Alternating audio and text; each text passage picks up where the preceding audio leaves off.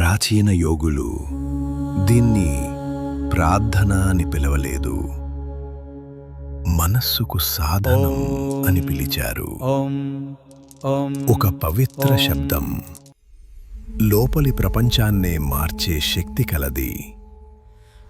వేల సంవత్సరాలుగా ఖండాలు మారినా, సంస్కృతులు మారినా, మనుషులు మంత్రాలను జపించారు, గుసగుసలాడారు, ధ్యానించారు.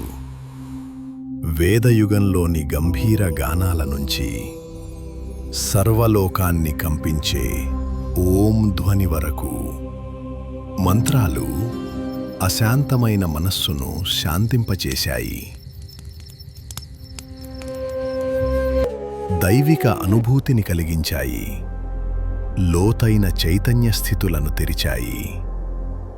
చాలామందికి ఇవి పవిత్ర తాళాలు, శాంతికి, స్పష్టతకు, అంతేకాదు ఆత్మజ్ఞానానికి కూడా తలుపులు తెరిచేవి.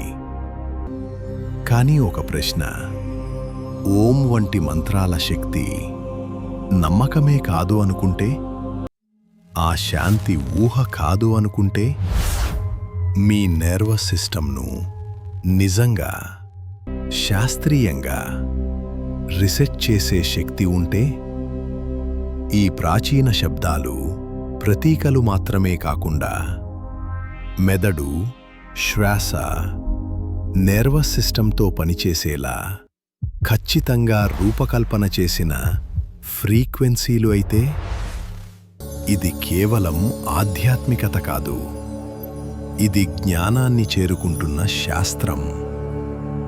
శబ్దంలో దాగిన రహస్య శక్తిని ఇప్పుడు అన్వేషిద్దాం. మంత్రాన్ని అర్థం చేసుకోవాలంటే మనము వెనక్కి వెళ్ళాలి. సుమారు 3500 సంవత్సరాలు వేదాల కాలానికి. మంత్రం అనే పదం 2 సంస్కృత మూలాల నుంచి వచ్చింది. మనస్సు, సాధనం అంటే, మంత్రం అంటే మనస్సుకు సాధనం. ప్రార్థన కాదు, ఒక టెక్నాలజీ. ప్రాచీన మంత్రాలు ఋగ్వేదంలో కనిపిస్తాయి. మానవ చరిత్రలోనే అత్యంత పురాతన గ్రంథాలలో ఒకటి. ఇవి వ్రాయబడిన పదాలు కావు. ఋషులు తపస్సులో ఈ శబ్దాలను విన్నారు అని నమ్మారు. ఈ ధ్వనులు సృష్టి నిర్మాణంలోనే నేయబడ్డాయని విశ్వసించారు. యజ్ఞాలలో మంత్రజపం చేస్తే మనిషి జీవిత వృత్వం అనే కాస్మిక్ ఆర్డర్తో సరిపోలుతుందని భావించారు. ఒక చిన్న వాయిద్యాన్ని విశ్వసంగీతానికి ట్యూన్ చేసినట్లు. అందుకే శుద్ధ ఉచ్చారణ కీలకం. గురు శిష్య పరంపర ద్వారా మంత్రాలు నోటి ద్వారా తరం నుంచి తరానికి అచ్చుగుద్దినట్లుగా బదిలీ అయ్యాయి. కాలక్రమంలో యజుర్వేదం కర్మకాండ మంత్రాలు, సామవేదం స్వరాలుగా మారిన మంత్రాలు, అథర్వవేదం ఆరోగ్యం, రక్షణ, శ్రేయస్సు, తర్వాత ఒక గొప్ప మలుపు. ఉపనిషత్తులు బయటికి కాదు, లోపలికి చూపించాయి. బాహ్య యజ్ఞాలు తగ్గాయి, అంతర్యాగం మొదలైంది. ఆ అంతర్యాత్ర మధ్యలో ఒకే ఒక శబ్దం నిలిచింది, ఓం. మంత్రాలన్నిటిలో ఓం అత్యంత లోతైనది.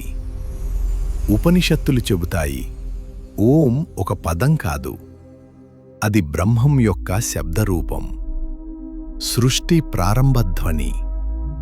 కానీ ఓం ఒక శబ్దం కాదు, అది 4 అనుభూతులు. ఏ, యు, యం నిశ్శబ్దం. ఆ పొట్ట లోతు నుంచి జాగ్రత్త స్థితి, భౌతిక ప్రపంచం సృష్టి. ఊ ఛాతి గొంతులో కంపనం, స్వప్నస్థితి, ఆలోచనలు, భావాలు, పోషణ. మా నుదిటి వెనుక హం సుషుప్తి, లయ మూలానికి తిరుగు ప్రయాణం. తర్వాత నిశ్శబ్దం. ఇదే తురీయ స్థితి, శుద్ధ చైతన్యం. ఓం జపించినప్పుడు మీరు మొత్తం చైతన్య యాత్రనే అనుభవిస్తారు. శరీరం నుంచి మనస్సు, నిశ్శబ్దం వరకు. మీరు శబ్దం చేయడం లేదు, మీ లోపలే సృష్టిని మళ్ళీ ఆడిస్తున్నారు. అందుకే చైతన్య యాత్రిస్తున్నారు. అందుకే ఋషులు అన్నారు, ఓం మంత్రాలన్నింటికీ దారం. ప్రాచీన ఋషుల నమ్మకం నాదబ్రహ్మం, విశ్వమనేది శబ్దమే, పదార్థం కాదు, కంపనం. నక్షత్రాల నుంచి కణాల వరకు అన్నీ ఫ్రీక్వెన్సీ. అందుకే మంత్రాలు ట్యూనింగ్ ఫోర్క్స్. సంస్కృతం ఒక శబ్ద విజ్ఞానం. ప్రతి అక్షరం ప్రాణాన్ని దిశానిర్దేశం చేస్తుంది. ప్రతి మంత్రంలో 3 అంశాలు: ఋషి, దర్శించినవాడు; ఛందస్సు, తాళం; దేవత, చైతన్య శక్తి. మంత్రజపం అడగడం కాదు, లీనమవడం. జపం ద్వారా శబ్దం స్వరం నుంచి మనస్సు, శ్వాసగా మారుతుంది. మంత్రం పలకబడదు, మంత్రంగా జీవిస్తారు. ఇప్పుడు శాస్త్రం వినడం మొదలుపెట్టింది. న్యూరోసైన్స్ ఋషుల అనుభూతిని కొలుస్తోంది. మంత్రజపం వేగస్ నర్వ్ను ఉత్తేజితం చేస్తుంది. గుండె వేగం తగ్గుతుంది, రక్తపోటు తగ్గుతుంది, స్ట్రెస్ స్విచ్ ఆఫ్ అవుతుంది. బ్రెయిన్ స్కాన్లు చెబుతున్నాయి, అమిగ్డాలా యాక్టివిటీ తగ్గుతుంది. Default mode network నిశ్శబ్దమవుతుంది.